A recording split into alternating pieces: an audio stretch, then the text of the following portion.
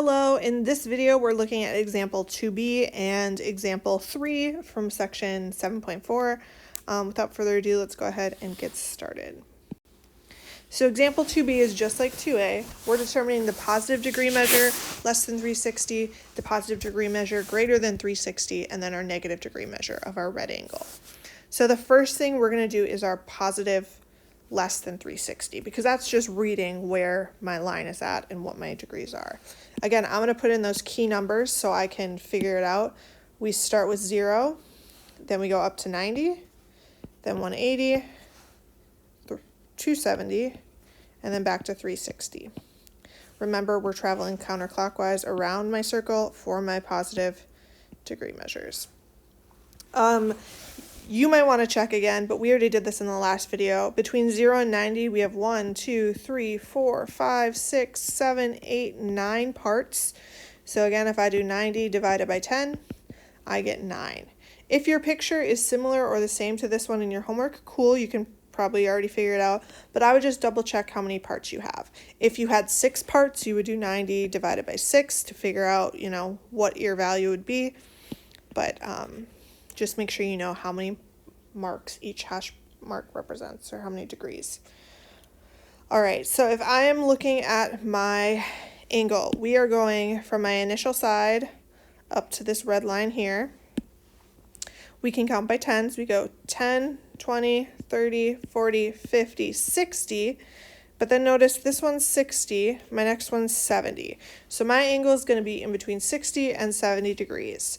This one looks like it's pretty much right in the middle, so I'm going to call it 65 degrees.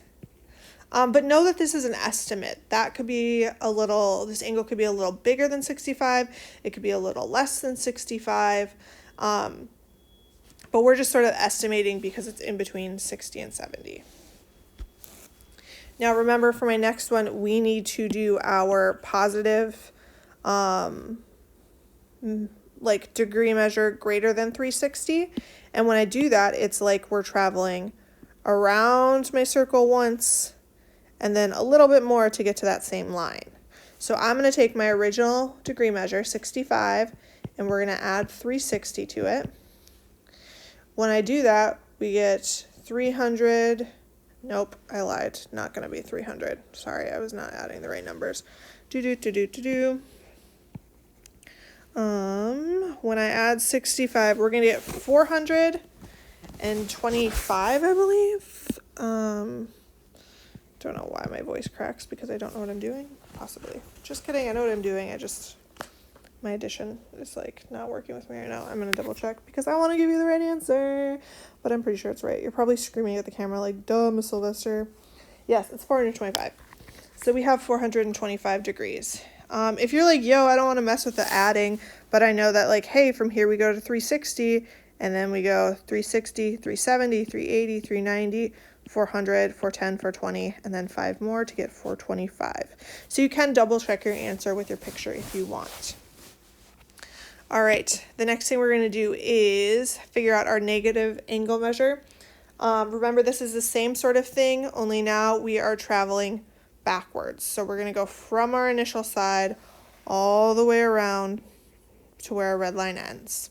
I'm going to put in my negative angle measures. Remember, we start with 0, and if I travel downwards, we go down to negative 90. Then we go over to negative 180, up to negative 270. And then back to negative 360. Now, if I travel that little red line I just made, I go down and around, and the blue line closest to my angle measure is going to be 270. So then from 270, remember, we go up by 10. So I go up 270, negative 280, negative 290. So this one would be negative 290. And then my next one, where 60 is, that would be negative 300. So I know I'm between negative 290 and negative 300. So let's call it negative 295. All right, and that will be your final answer. If you're looking for a different way to find your negative angle without using the picture, you could do your 65 degree angle measure and subtract 360 from it. when you do that, you should still get 295. All right, we're going to go ahead and look at example 3. Example 3 says, given the positive angle measure, determine the equivalent angle measure. And you know what? This is a great example because we're going to do what I just talked about in that last video. And when I see a problem like this, I want you to know that you're just going to subtract 360. And you might have to subtract it more than once. I'm just going to keep subtracting 360 until I get a negative number. So for my first example, I'm going to do 126 minus 360 and see what that gives me. You can go ahead and type it into a calculator. I plan on doing that. So 126 minus 360 gives me negative 234, which would be my final answer. If you get a negative answer on your first try, you're good. You don't have to keep going. If you don't, you should subtract 360 more than once. So let's look at our next one. We have 452 minus 360. That gives me 92. That's still a positive number, so we're going to subtract 360 again. And we get negative 268, which is now a negative number, so we're good to go. So negative 268 degrees. Remember the words for these two are coterminal angles.